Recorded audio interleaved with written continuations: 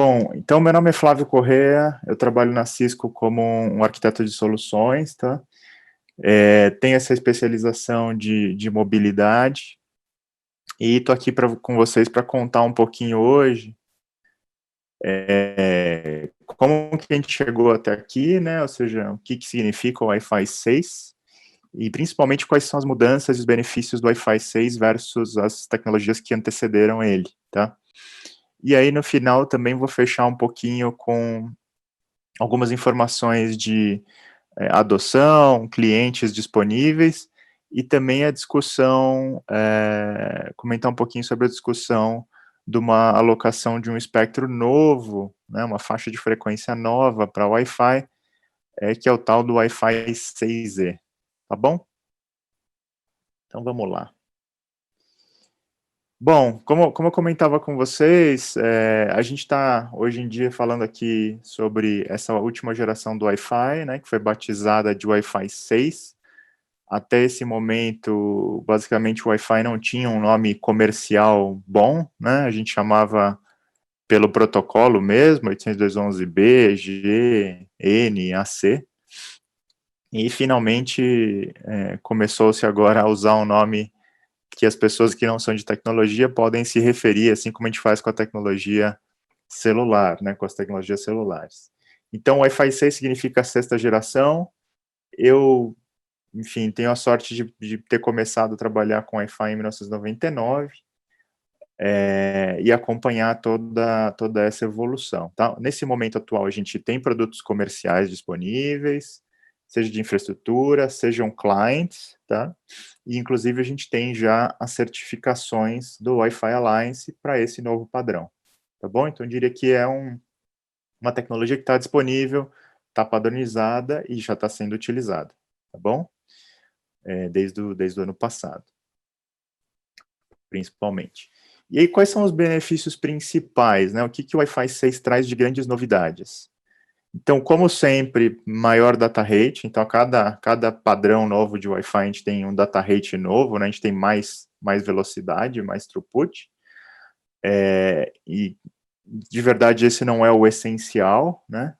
Mas o próximo item, que é a redução de latência, e o fato da gente ter, com a tecnologia de sexta geração, ter tornado o Wi-Fi um pouco mais determinístico, e aí eu vou explicar um pouquinho como, para mim, são as características mais importantes, são as mais diferentes, tá? Que não aconteceu nas últimas 5 gerações, né? A gente vinha usando basicamente a mesma forma de modulação e acesso ao meio físico desde a segunda geração, pelo menos, tá? E aí tem algumas coisas interessantes também que abrem novas possibilidades, por exemplo, utilizar o Wi-Fi para aplicações e dispositivos chamados IoT, aumento de densidade com a mesma quantidade de espectro de canais disponíveis, e também melhoria na eficiência no uso de energia. De novo, para mim, o principal benefício é atrelado ao IoT, tá? Então, a ideia é detalhar um pouco esses itens agora, nessa primeira parte da apresentação. Bom, então quando a gente fala de Wi-Fi 6, e aquele primeiro item fala de performance, realmente, o Wi-Fi 6, o grande ponto do Wi-Fi 6 é a melhoria de eficiência, tá? E quando a gente fala de eficiência, a gente pode tratar em 4 diferentes aspectos. Um é velocidade mesmo, dado pela modulação, né, o que a gente está usando para modular o sinal e quantos bits eu consigo transportar por símbolo nesse caso. A gente está falando de OFDM, então a gente chama de quantos bits por símbolo OFDM eu posso transportar. Tem toda a questão do MIMO e número de spatial streams, né, multiplexação de recursos usando diferentes transmissores e receptores.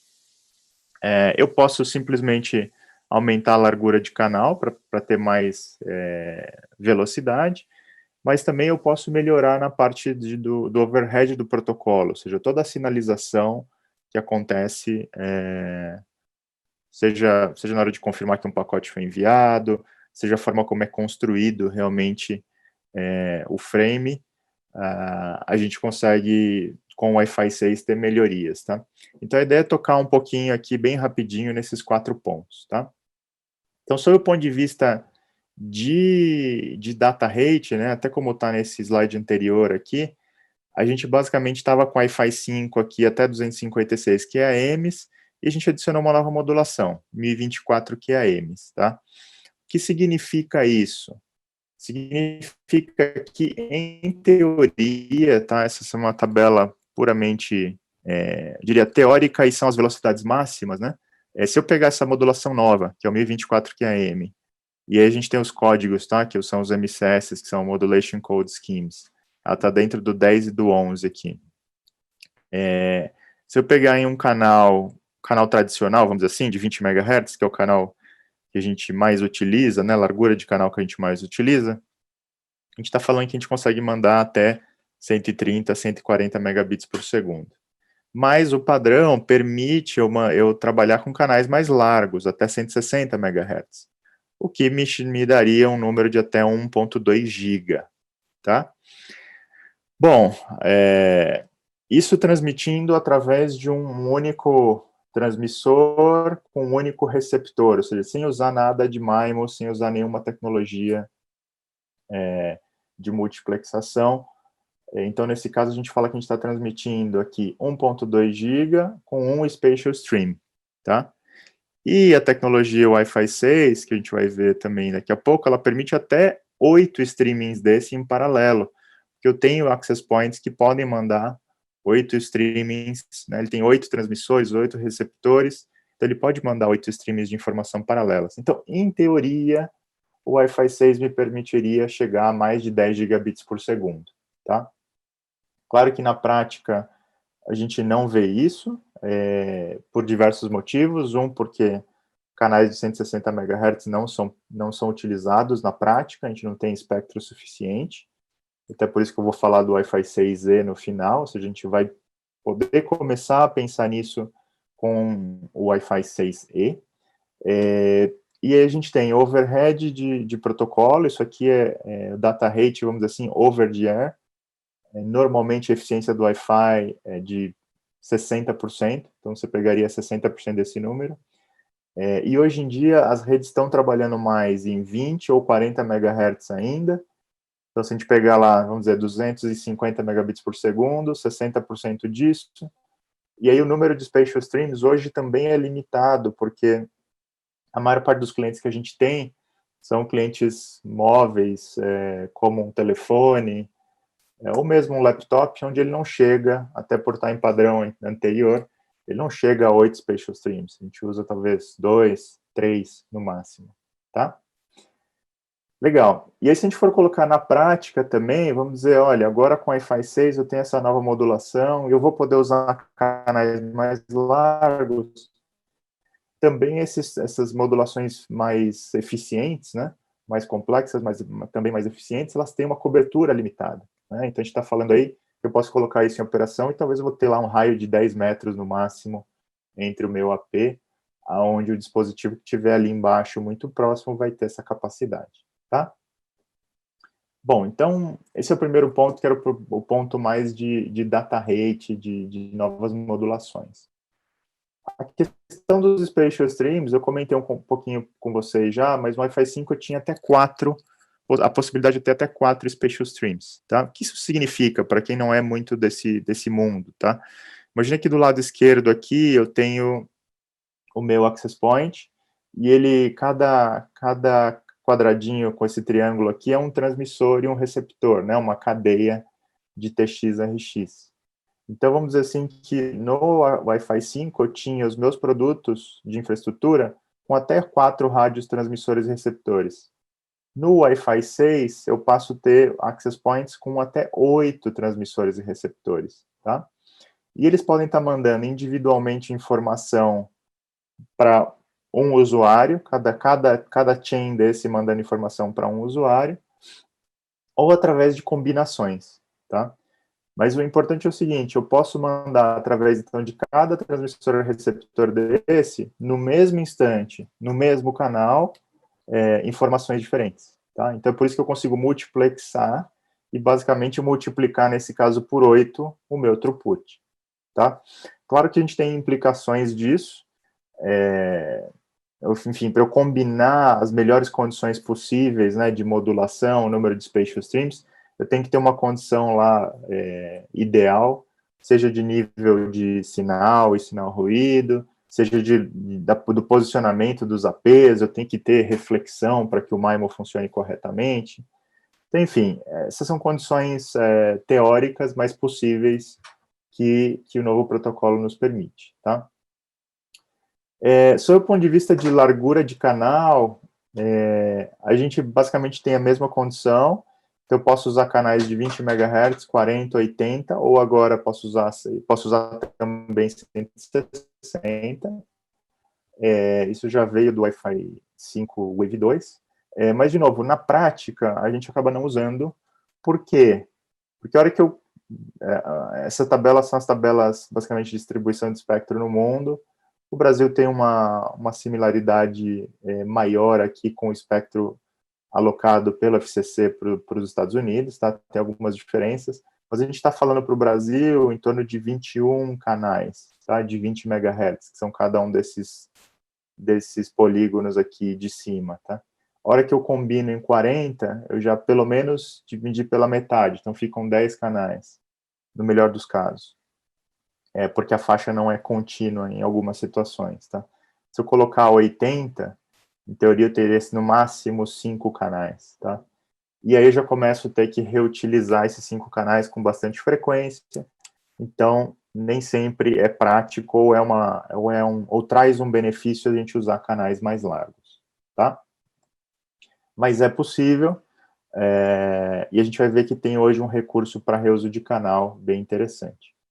Mas o mais importante de tudo é como a gente está, na minha visão, tá, no Wi-Fi 6, é como a gente está basicamente hoje trabalhando na camada física com o que a gente chama de OFDM-A, tá? E esse MA do final é de acessos múltiplos. Então, se a gente for comparar com o atual ou com o anterior, que é o FDM, em cada instante de tempo, eu só tinha um dispositivo transmitindo, tá? Então, no instante de tempo 1, o Flávio está transmitindo, o Access Point está escutando, tá? E o 2, o 3, o 4, o 5, 6, 7, 8, assim por diante, tá? Ou seja, claramente, à medida que você vai aumentando o número de usuários, você vai ter um aumento de latência. Você não tem como atender múltiplos usuários em paralelo, tá? Basicamente, o que o FDMA está se propondo é mudar isso completamente. E começa desde a forma como ele divide os canais em subportadoras, tá? Então, no FDM tem uma divisão, no FDMA tem mais subportadoras, e essas subportadoras, basicamente, a gente consegue organizar em recursos chamados resource units, né? Um conjunto de subportadoras. Então, como se eu estivesse pegando lá meus 20 MHz e dividindo em canais ainda mais estreitos, eles são chamados de subportadoras, são chamados de resource units, e aí eu consigo, por exemplo, num canal de 20 MHz, eu consigo ter até 9 usuários falando ao mesmo tempo e compartilhando aquele canal, tá? Ou seja, eu deixo de ter a condição de atender um usuário por vez, e eu posso ter a condição, em canais de 20 MHz, de atender até 9. Isso aumenta à medida que eu tenho canais mais largos também, tá? Então, como vocês podem imaginar, isso tem um impacto bastante importante, principalmente se a gente considerar que boa parte do tráfego, claro que depende muito do perfil da rede, de tráfego da rede, do uso da rede, mas a gente tem, por exemplo, cada vez mais a infraestrutura Wi-Fi sendo utilizada para todos os tipos de serviços possíveis, incluindo voz. Então, a hora que você faz lá o iMix, em muitos casos você tem uma quantidade muito grande de pacotes, ou de frames, nesse caso, pequenos, tá? Então, o que acontece? Você acaba subutilizando aquele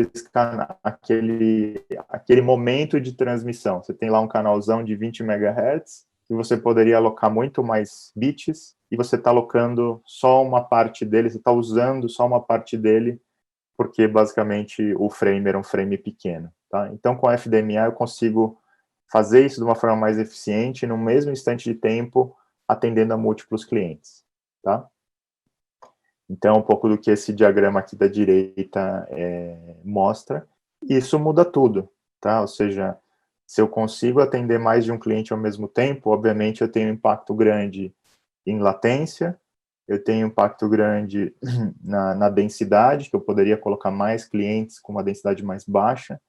Então, para mim, a grande mudança é a capacidade da gente alocar para mais de um usuário que ele se comunique no mesmo instante de tempo, tá?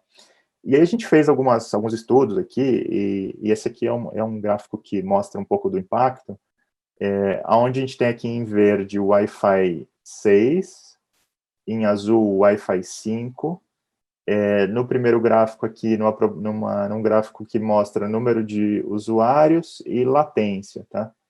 Então, basicamente, o primeiro gráfico mostra que a hora que eu vou aumentando o número de usuários, a latência vai subindo, de uma forma bastante significativa, né?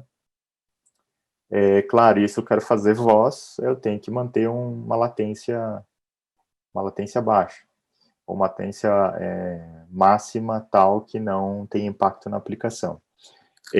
Se eu for para a parte de analisar um pouco mais um tráfego de dados, não necessariamente de voz, que é sensível à latência, mas eu também tenho um impacto grande em throughput, tá? Porque a hora que eu começo a colocar muita gente, eu tenho um overhead grande para tratar todos esses usuários, e aí, na verdade, o que acontece, eu tenho uma redução de throughput bastante significativa, tá? No Wi-Fi 6 eu consigo manter isso mais linear, eu diria, tá bom? E aí, obviamente, com tudo isso, eu consigo, por exemplo, um dos limitantes hoje num design de Wi-Fi, quando eu vou fazer uma rede que precisa atender usuários que vão fazer chamadas de voz, um dos limitantes de densidade justamente são o número de chamadas de voz simultâneas.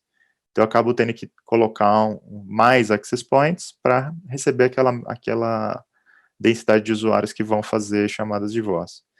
Com o Wi-Fi 6, um dos benefícios imediatos é isso. Eu consigo, por exemplo, colocar 70 clientes por AP com uma latência ainda bastante razoável, vamos dizer assim. Tá bom? Legal. O que mais que a gente tem de interessante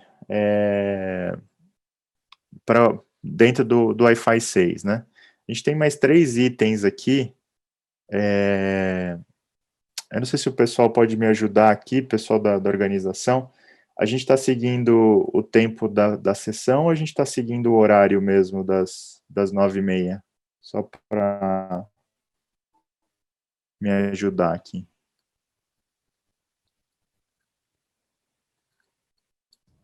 Ou seja, eu tenho 5 minutos ou tenho 10 minutos?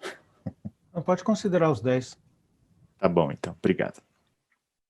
Então, a gente tem alguns outros recursos interessantes dentro do Wi-Fi 6, e vou falar rapidamente desses 3 aqui, tá? Multi-User MIMO, Target Wait Time e BSS Covering. Então, esquece o que eu falei do FDMA e pensa só na forma como funcionava o Wi-Fi até hoje, né? Até o Wi-Fi 5, eu tinha lá, então, um instante de tempo, eu podia mandar informação para um usuário. Aí veio, que é o que a gente chama de Single User MIMO, né? Ou seja, eu posso usar meus múltiplos transmissores e receptores, mas cada momento eu estou mandando essa informação para um usuário. Então, eu estou usando os meus múltiplos transmissores e receptores para reforçar sinal, ou para mandar múltiplos spatial streams, mas para um único usuário, tá? Apareceu já no Wi-Fi 5 o tal do Multi-User MIMO. O que é o Multi-User MIMO? Era no mesmo instante de tempo, eu alocava lá o canal de 20 MHz para aquele instante de tempo, mas como eu tinha múltiplos transmissores e receptores, com o Multi-User MIMO, eu podia mandar no mesmo instante de tempo informações diferentes para cada usuário. Tá? Ou seja, eu estou usando os múltiplos transmissores para fazer isso. Então, nesse caso aqui, o primeiro terminal está recebendo informação, vamos dizer assim, do transmissor vermelho e do transmissor azul, o segundo terminal do verde e do azul, e o outro do amarelo e do azul, tá? Esse era o multi-user MIMO. O fato é que o multi-user MIMO no Wi-Fi 5, ele não pegou, tá? Porque ele era opcional e, basicamente, na prática, ele não foi implementado. No Wi-Fi 6, ele volta mais consolidado, à medida que você já tem um mecanismo para que ele funcione bem, que é o tal do mecanismo de sounding ou de feedback, que a gente chama. Ele passa a funcionar não só no downlink, mas no downlink e no uplink, e ele pode funcionar com mais usuários, tá? Além de tudo isso, lembra que a gente dividiu os 20 MHz em resource units? Eu posso pegar cada resource unit daquele lá, no mínimo do tamanho 106 ou maior, e fazer um multi-user MIMO dentro dele, tá? Então, assim, é meio mind-blowing, né? Ou seja, você fica meio confuso com isso, mas na primeira vez que você escuta, mas é isso, eu posso multiplexar para vários usuários, aquele mesmo canal, e eu posso pegar esses pedacinhos e alocar para múltiplos usuários também, tá? Então, ou seja, a gente está num momento onde as possibilidades são de novos serviços ou aplicações que a gente pode colocar em cima do Wi-Fi, passa a ser bem interessante, tá? Isso também tem alguns impactos na hora que a gente fala em novos serviços, do que muitos chamam de serviços IoT, né? A gente colocar, por exemplo, sensores, onde o grande objetivo é você mandar informação, mas a informação normalmente é pouca informação, em intervalo de tempos espaçados, porque isso também quer economizar bateria, tá? Então, o fato da gente poder usar resource units, né, vamos dizer assim, subcanais ou canais mais estreitos, eu consigo economizar bateria, eu consigo, com o mesmo nível de bateria, mandar mais longe, porque é um canal mais estreito, e também vou mostrar para vocês que a gente consegue hibernar um cliente por anos,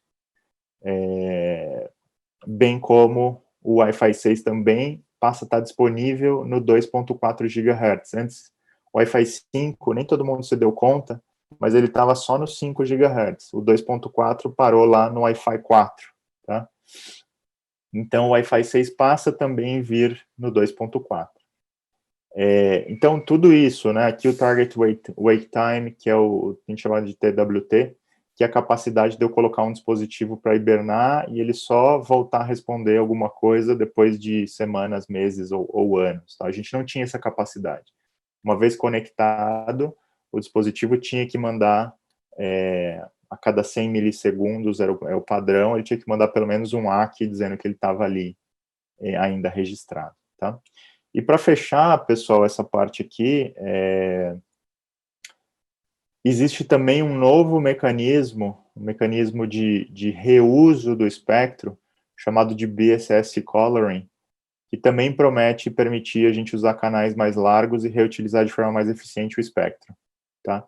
Então, imagina que eu tenho dois usuários numa mesma célula, a gente chama isso de intra Basic Service Set, né, intra BSS, todos no canal 36, por exemplo.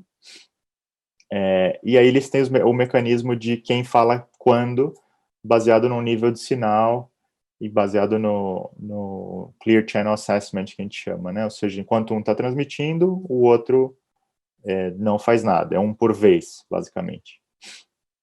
E aí o que acontece é que quando eu tenho APs no mesmo canal, ou até clientes, não necessariamente o AP, mas clientes, que estão se afastando da célula dele e transmitindo informação, ele está impactando em outras células que estão usando o mesmo canal. Isso a gente chama de Overlapping Basic Service Set. Tá? Então, hoje, se a estação A mandar um pacote para o APA, basicamente ela está impactando lá no APB, que está mandando informação para o cliente B. Tá? Ou seja, quando os canais se escutam, mesmo em APs diferentes, eles estão se interferindo. Então, o que a gente passa a fazer, e a transmissão do Wi-Fi, dependendo da condição e do nível onde acontece o Clear Channel Assessment, que é de menos 82 dBm, as células podem facilmente se interferir, então elas podem estar bem distantes e facilmente se interferir.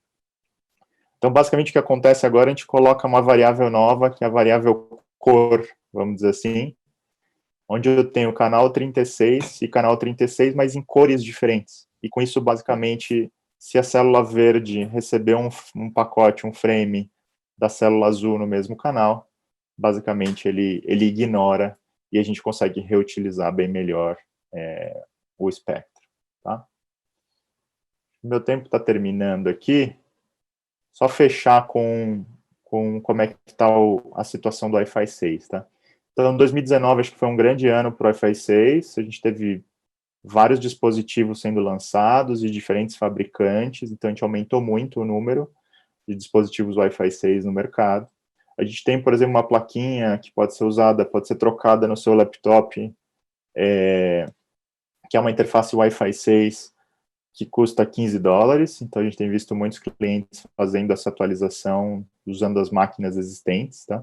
2020, obviamente, era o ano para a gente ter uma expansão muito maior, a gente está vivendo um ano atípico aqui, e uma coisa muito interessante que aconteceu em 2020 também é que tanto o FCC quanto a Anatel anunciaram a alocação de mais espectro para o Wi-Fi, que é o chamado Wi-Fi 6, tá? 1.200 MHz, falando em linhas gerais do 6 GB ao 7 GB, que poderão ser utilizados para Wi-Fi. Então, é um espectro que é alocado para uso não licenciado. A Anatel já fez a análise dela técnica, a decisão final ainda não foi tomada de qual a quantidade de espectro, tá? Então, isso está acontecendo globalmente, essas discussões.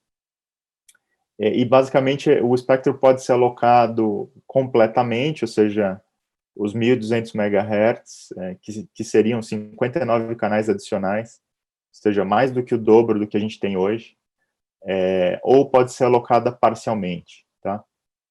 Então, basicamente, tem duas grandes propostas, uma proposta mais do FCC, por exemplo, alinhada com o FCC, que é uma proposta do uso completo do espectro de 1.200 MHz, com algum controle de potência e algumas restrições de uso, só uso indoor, por exemplo, ou tem uma proposta de uso parcial, que é um pouco mais do que o ETSI está seguindo para a Europa. Tá? O Brasil está mais, e as decisões da Anatel técnicas, por tudo que a gente vem ouvindo e discutindo, está mais alinhado com a proposta do FCC, do uso dos 1.200 MHz, mas a decisão final ainda não foi tomada. Tá? Até deixei um link aqui de um painel que aconteceu com a Anatel, agora em novembro, sobre a alocação do espectro de 6 GHz, para quem quiser saber mais.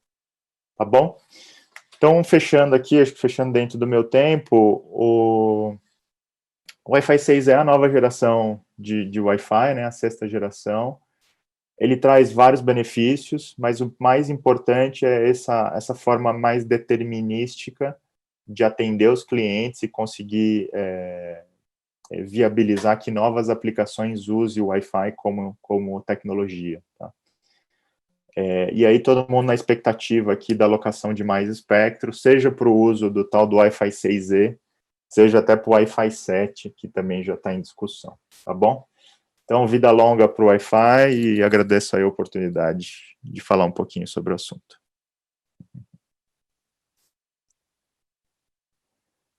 Perguntas no chat, alguma coisa? Pessoal, não temos nada por voz, certo?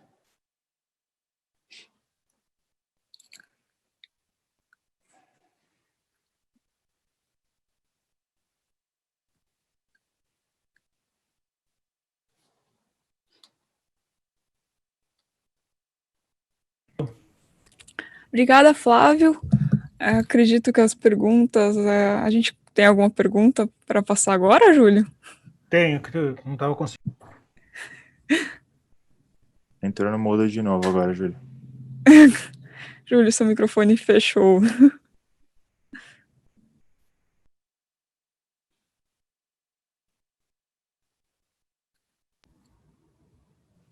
Está ouvindo agora?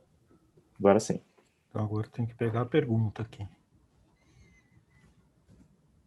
Vamos lá. A gente tem duas perguntas, Flávio. Vamos ver se a gente consegue responder rapidinho aí. Uma é Ótimo. do o Antônio Carlos Gasparetti, ele pergunta assim, aumenta os usuários, diminui o espaço entre as portadoras. Como fica a relação sinal-ruído e a largura de banda? E a distância do AP não diminui? Não existe um trade entre velocidade e distância? Para manter a qualidade, eu não tenho que ter mais APs? Sim, é uma boa pergunta, um pouco até eu comentei durante a apresentação, mas, então sim, tem esse trade sempre, na hora que eu quero transmitir mais rápido, eu preciso de um sinal ruído melhor, então a distância diminui, tá? Então, a questão de sinal ruído permanece a mesma, porque as modulações são as mesmas, para as mesmas modulações permanece igual, a gente tem uma modulação nova que é o 1024 QAM, que exige sinal ruído maior, tá? Então foi ali que eu mostrei o gráfico que a distância é de cerca de 10 metros de raio para você conseguir aquela velocidade máxima. Mas o mais interessante realmente, quando você fala em mais usuários, é você poder colocar mais usuários sem degradação, né? Sem aumentar a latência como aumentava antes no Wi-Fi 5. Ok. Outra pergunta é do Roberval Dantas. Na prática, em condições normais, quanto de banda se consegue na largura de 20 MHz? Como a gente mostrou lá, na teoria, a gente está falando em 100 megabits por segundo, 120, 130, mas isso é condição máxima, né, para um spatial stream, né. Então, assim, na prática, a gente continua vendo, se eu pegar os 100 megabits por segundo, colocar 60% de eficiência, eu teria lá 50, 60 mega, se todo mundo tivesse na melhor modulação, e aí eu posso ter um ou outro usuário fazendo MIMO, né?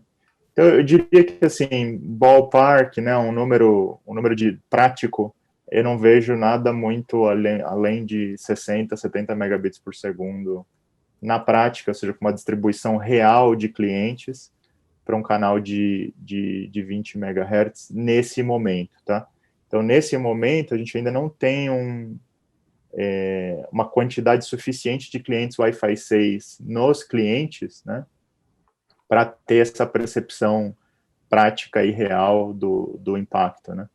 Então, estou te dando ainda o número que é o número que a gente vê no dia a dia nos clientes, ainda com um mix muito maior de Wi-Fi 5 e pouco ainda Wi-Fi 6. Obrigada, Flávio.